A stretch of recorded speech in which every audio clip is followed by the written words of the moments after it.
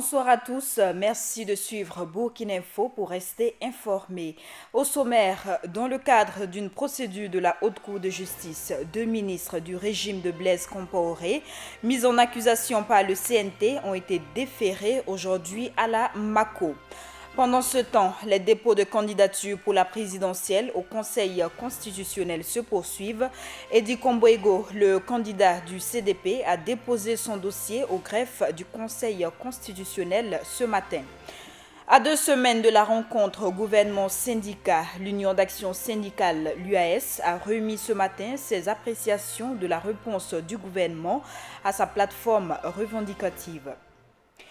Bienvenue à ce 20h et nous débutons avec les ministres. Les anciens ministres Jérôme Bougma et Jean-Bertin Ouedraogo ont été déférés ce mardi à la maison d'arrêt et de correction de Ouagadougou. Avant d'être déférés, ils ont été auditionnés par la commission d'instruction de la Haute Cour de justice. L'ancien ministre Arthur Kafando serait en fuite. Ces anciens dignitaires ont été mis en accusation par le CNT. Des détails avec Hassan Nakrou. C'est enfin déclenché. Les mises en accusation des ex-dignitaires du régime de Blaise Compaoré ont commencé du côté de la Haute Cour de justice. 2 ministres en ont fait les frais et sont déférés à la maison d'arrêt et de correction de Ouagadougou, Mako, ce jour même 18 août 2015, suite à leur audition par la Haute Cour de justice. Il s'agit de Jean-Bertin Ouedraogo, ex-ministre des Infrastructures, inculpé pour des raisons suivantes. Ouedraogo Jean-Bertin, fait de détournement de deniers publics et d'enrichissement illicite, 1 milliard de francs CFA. Et de Jérôme Bougma, ex-ministre de l'administration territoriale et de la sécurité, inculpé également pour ces faits. Bougma Jérôme, fait de détournement de deniers publics et d'enrichissement illicite, portant sur la somme de 3 milliards de francs CFA. La troisième personne accusée et qui a refusé de se présenter à la Haute Cour de justice et aurait même quitté le pays était Arthur Kafando, ancien ministre en charge du commerce. Il avait été inculpé pour usage de faux et détournement de deniers publics. Kafando Arthur, fait de faux et usage de faux, détournement de deniers publics portant sur la somme de 78 865 595 francs CFA. Il faut noter que le procureur près la Haute Cour de justice, Armand Ouedraogo, avait souligné que ces dossiers étaient déjà bien élaborés. Tous les dossiers qu'on reçoit ne sont pas au même niveau de traitement. C'est-à-dire qu'il y a des dossiers qui sont arrivés, qui sont déjà bien élaborés. Par contre, il y a certains dossiers, il faut pratiquement reprendre à zéro. Vous vous rappelez qu'entre-temps, on avait saisi des ministres qu'on avait embastillés, et puis bon, on a dû les libérer parce que c'était dans l'illégalité. Puisque la loi dit que les ministres, pour les fautes commises dans l'exercice de leurs fonctions, c'est obligatoirement la Haute Cour de justice. La Haute Cour de justice n'était pas opérationnelle parce que la loi n'était pas relue d'abord, et deuxièmement, il n'y avait même pas de bâtiment. Et maintenant, la loi a été relue, le bâtiment existe, les 9 membres ont été installés, les auditions ont commencé, des ex-ministres mis aux arrêts, donc tout porte à croire que la loi serait bien appliquée et que le processus déclenché contre ces mises en accusation des ex-dignitaires aboutit. Les candidats à la présidentielle continuent de se succéder au Conseil constitutionnel pour le dépôt de leur dossier. Ce matin, le candidat de l'ex-parti au pouvoir, Edi Komboego, a effectué son dépôt, accompagné de ses militants. Reportage signé Max Gombry. Edi Komboego, candidat du Congrès pour la démocratie et le progrès, a officiellement déposé sa candidature au Conseil constitutionnel pour la présidence d'octobre prochain.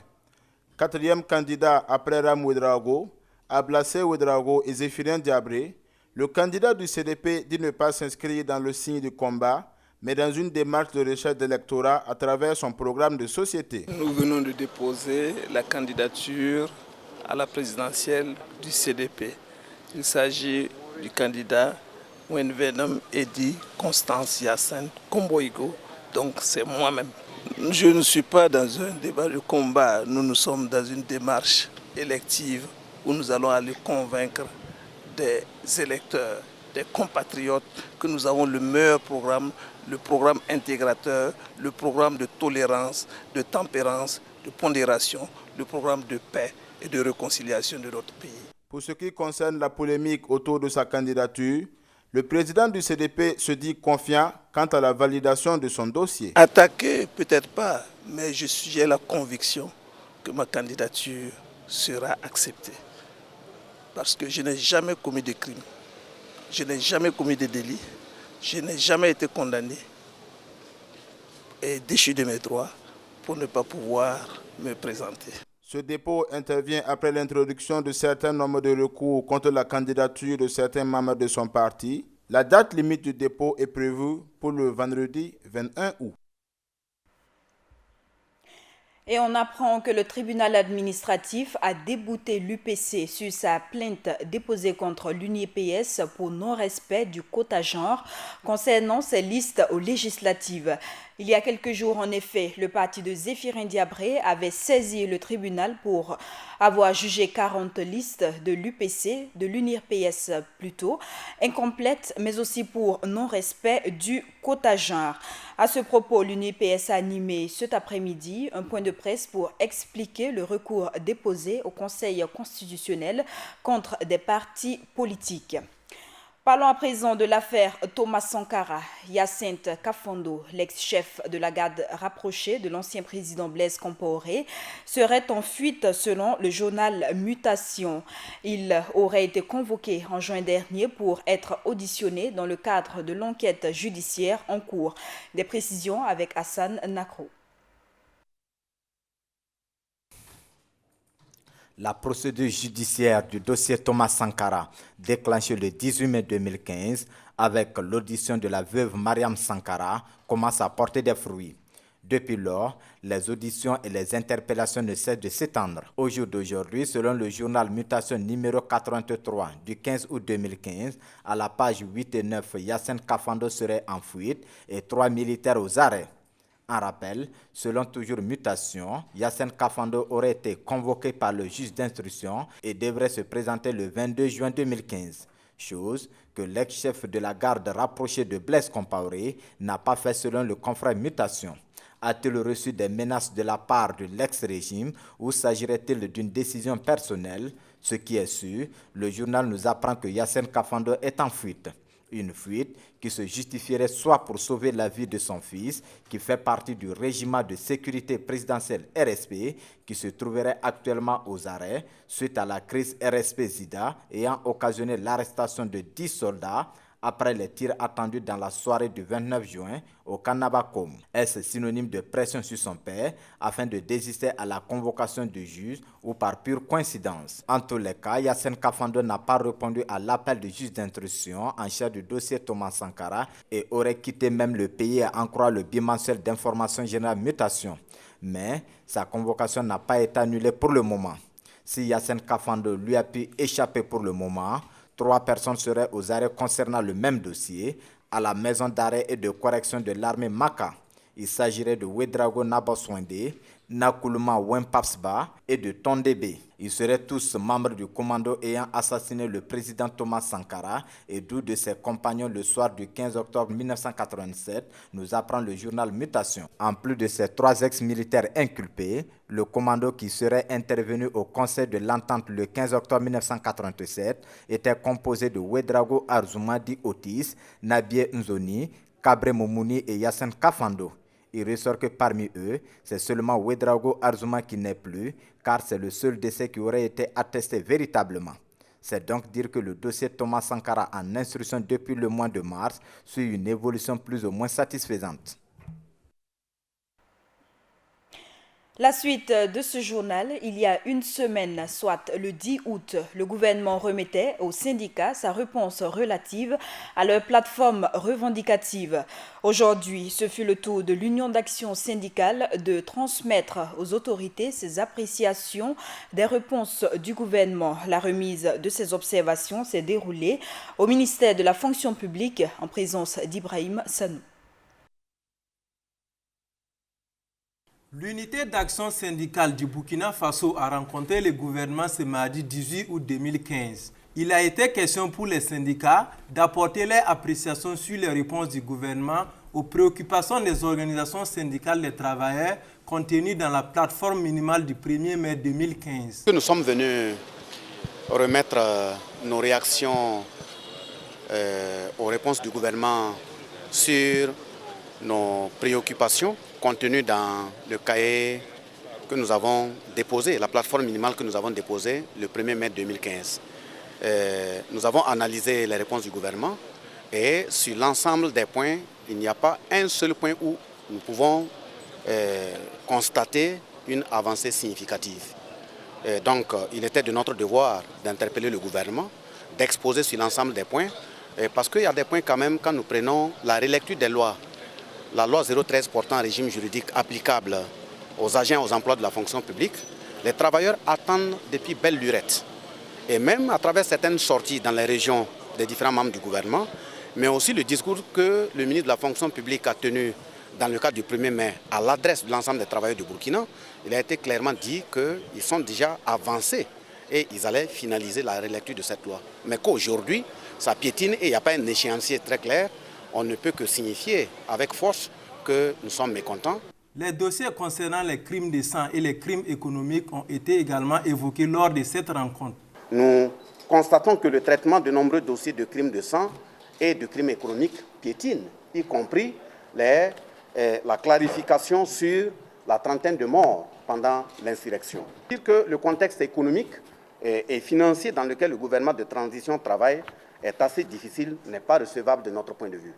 Autrement, avec le pillage que les ressources du pays ont subi tout le long du règne du régime Compaoré, nous n'en serions pas à 9 mois sans aucune mesure concrète pour recouvrer les biens pillés.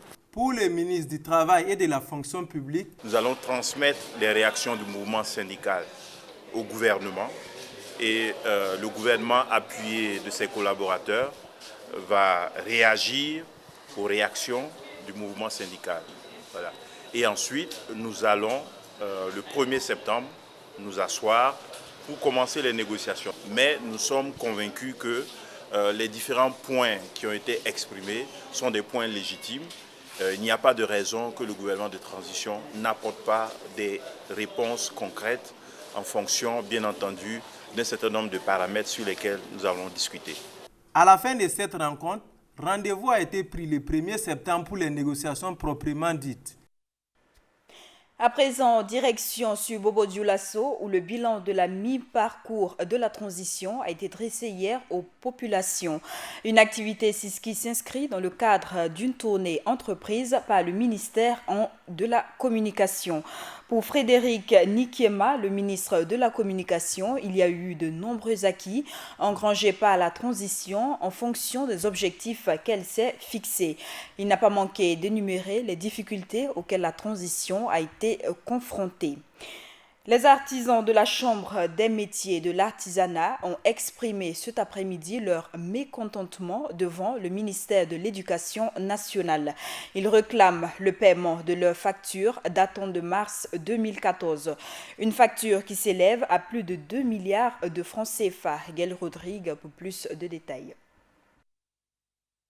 Les artisans de la Chambre des métiers de l'artisanat du Burkina Faso ont manifesté leur ras-le-bol ce 18 août 2015 au ministère de l'Éducation nationale. Ils accusent le ministère de n'avoir pas honoré le paiement de leurs factures de mars 2014. Nous sommes là ce soir pour demander des éclaircissements par rapport aux factures impayées de tablement que nous avons livrées depuis l'année passée. Nous sommes venus déjà plusieurs fois rencontrer ceux du ministère, à 2 à 3, pour comprendre pourquoi est-ce que les factures ont traîné jusqu'à maintenant. Mais là, jusqu'alors, nous n'avons pas eu de bonnes réponses. C'est pourquoi aujourd'hui, nous nous sommes assemblés et nous avons appelé la presse pour qu'elle vienne, pour qu'ensemble, ils puissent dire et que tout le monde puisse savoir pourquoi est-ce que nos factures traînent.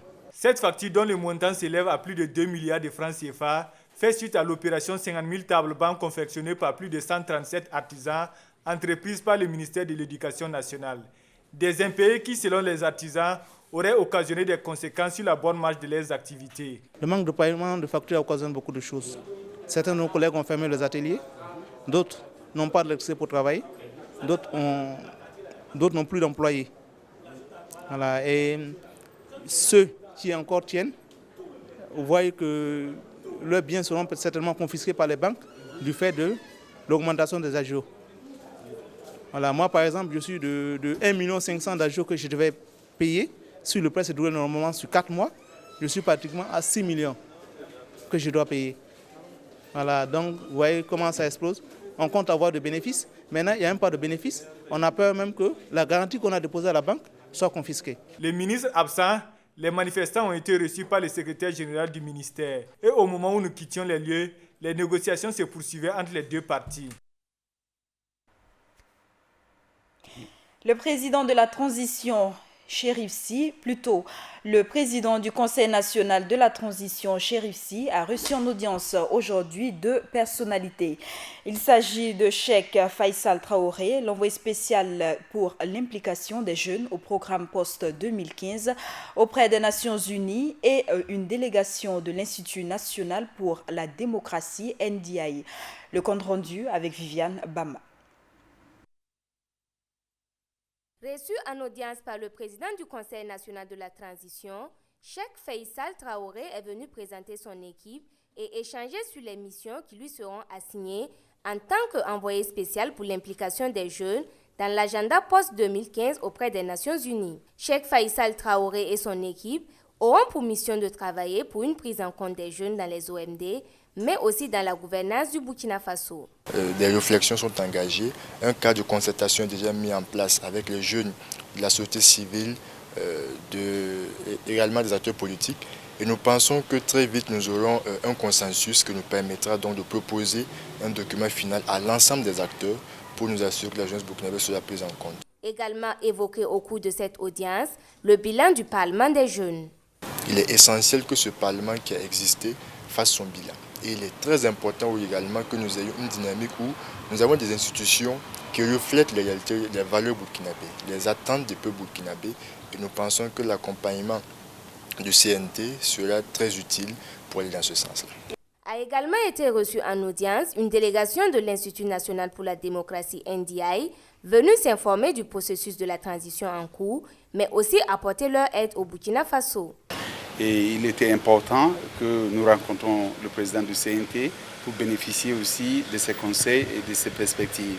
Vous savez que le NDI est une organisation sœur du peuple du Burkina Faso, et ça fait plus de 10 ans que le NDI est actif sur le terrain.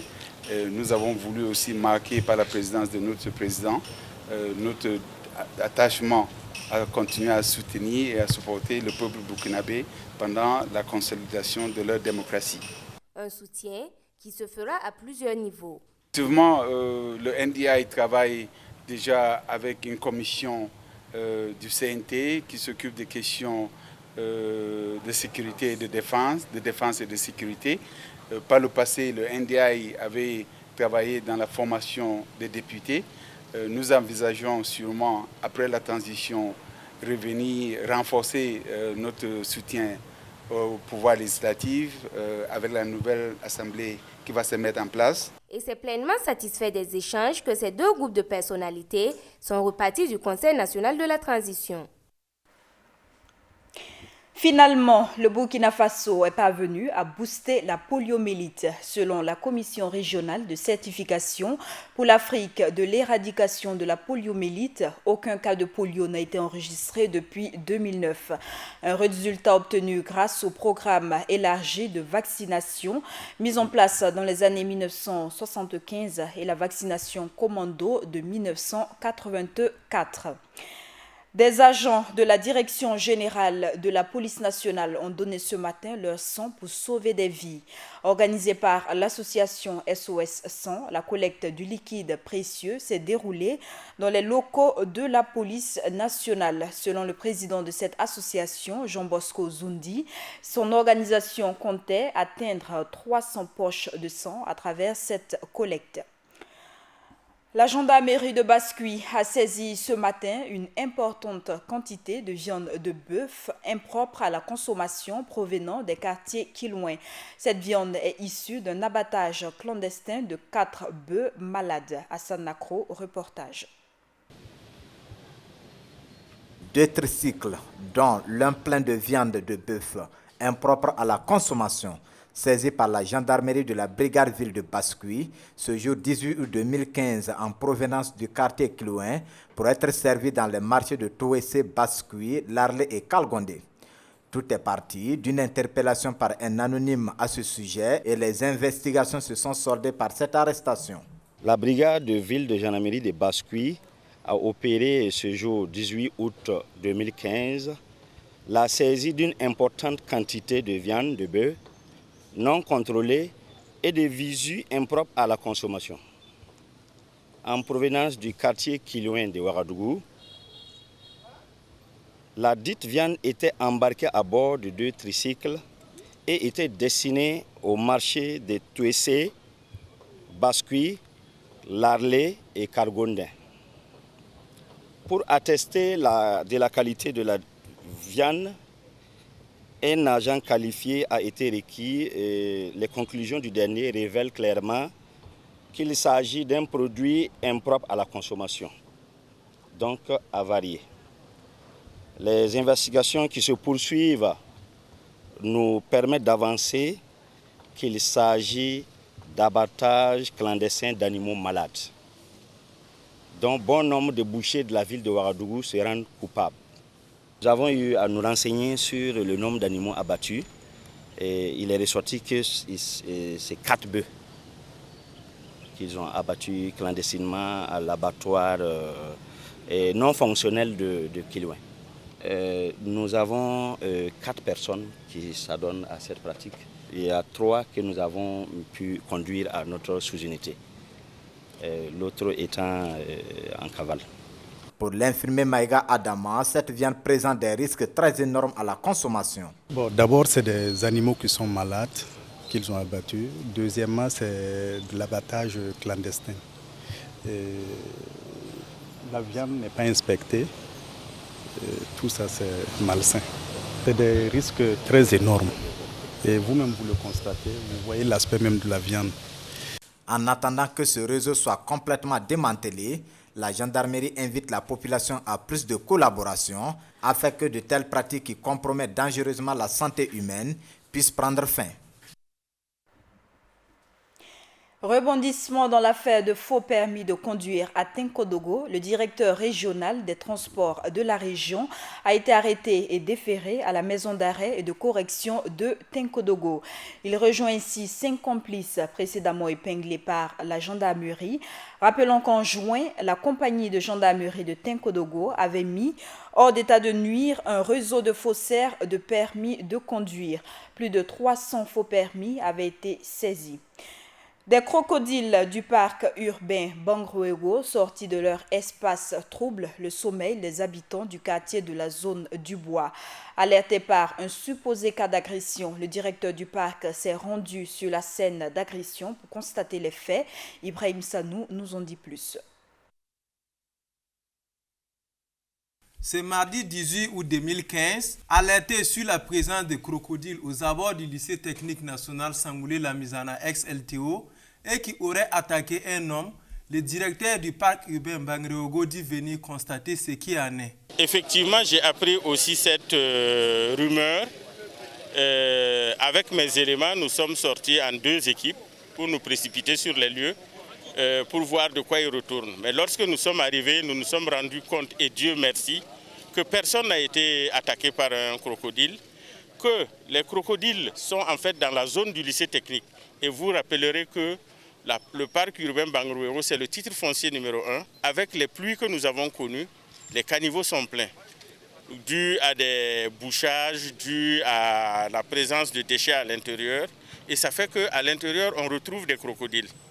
Et le crocodile dont il est question, il vit avec son jardinier depuis plus de 4 ans. Pour certains, la présence des crocodiles à côté des concessions n'est pas pour rassurer la population. On ne peut pas dire qu'on est en sécurité. S'ils étaient à la forêt, on peut comprendre. Mais sortir de la forêt, venir jusqu'à nos habitations, vraiment, nous, on a peur. Et surtout que, rien qu'à peine 3 jours de cela, ils ont attrapé 2 poulets. Et s'ils commencent à attraper les poulets, maintenant, le jour qu'il n'y a pas à manger, ils continuent, maintenant c'est quoi qu'ils vont chercher? C'est nous les humains maintenant qu'ils vont chercher. Il y a un jardinier qui me disait que non, j'étais venu chez lui pour chercher des herbes. Et lui, il m'a fait savoir que non, qu'il y a un crocodile qui voulait l'attaquer, jusqu'à déchirer son pantalon. J'ai dit, mais c'était que lui, il passait aux abords du fossé et en même temps, il est venu. Et en venant, quand lui, il a sauté, il a tiré lui son pantalon avec la bite et puis il s'est déchiré. Pour le directeur du parc, toutes les dispositions sont prises pour éviter des débordements. Mais comme nous sommes là avec les populations, nous étions sortis pour éventuellement porter secours à quelqu'un qui serait blessé et récupérer les crocodiles qui seraient en divagation. Mais il n'en est rien. Et là, je rassure la population, parce que nous avons des équipes de veille. Et les populations de Zokona le savent, de jour, de nuit, parce que plusieurs de leurs enfants sont membres de nos équipes de veille. Donc à ce niveau-là, nous sommes rassurés, Dieu merci. Pour nous, il y a eu plus de peur que de mal. Espérons qu'une solution sera vite trouvée pour éviter que des crocodiles traînent dans les fossés à côté des maisons d'habitation. Et en dépit des cambriolages, les marchés du Burkina sont très souvent confrontés à des incendies dévastants de nombreux commerces. Le dernier en date est celui du marché central de Banfora. La semaine dernière, retour sur ces différents incendies avec Ibrahim Zongo. Aujourd'hui au Burkina Faso, la question de la sécurité des marchés se pose avec acuité. Outre les cambriolages constatés dans certains magasins, l'une des menaces majeures des marchés demeure les risques d'incendie. Plusieurs marchés à travers le pays ont en effet été ravagés par les flammes ces 10 derniers mois. À titre d'exemple, l'on pourra retenir les marchés de Ramongo dans le Boulkemde, celui de Léo et des boutiques aux alentours du grand marché de Ouagadougou en février dernier. Le dernier incendie en date est celui intervenu dans la nuit du 13 au 14 août 2015 au grand marché de Banfora.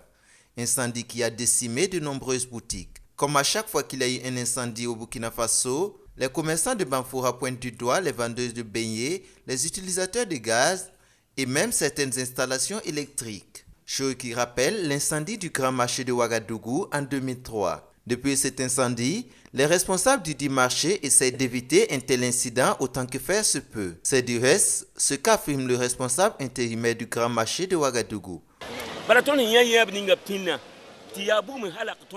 Les séquelles laissées par l'incendie de 2003 nous a servi de leçon.